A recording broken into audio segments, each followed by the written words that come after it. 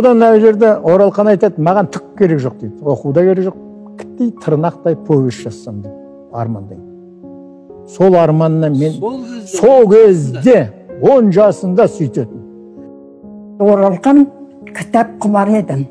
Оқып бітпеген кітабын қимайдағы сабаққа алып келіп, оны оқып отырадым. Өзі кішкентай бартам, көрініп тұрады ғой, кітапты астына қойып, көз жіберіп оқып отырады.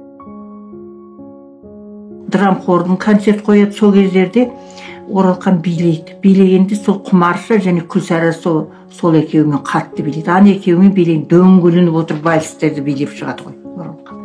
Шашы бұйра, көрнекті, сондай жігіт болды. Мен талай қыздардың осы ауылда қолдары жетпеген адам ғой. 8-ші класс оқып жүргенде Алтай туралы бір өлеңі газетке шықты. Анасына шығарған бір өлеңі газетке шықты. Қатты қуанып, ол жаңалық қой енді газетке шығу деген ол кезде. Өзі сондай қатты қуанған. Сосын одан кішкентай әңгімелерін жібере берді. Оралханды сондай іскерлігі бар болғаннан кейін бір газеттен бір газет әшейін өзіне тіл жетіп шақыра бастады ғой.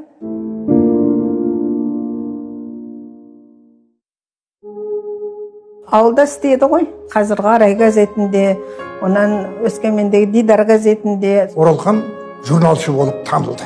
Журналшы деген ананың мұнан жалтақтамай өзінің жүрегіндегі тура ашық айтатын адамын ғана журналшы дейміз. Көріп отырған жүрегіндегі шындықты айту керек қой.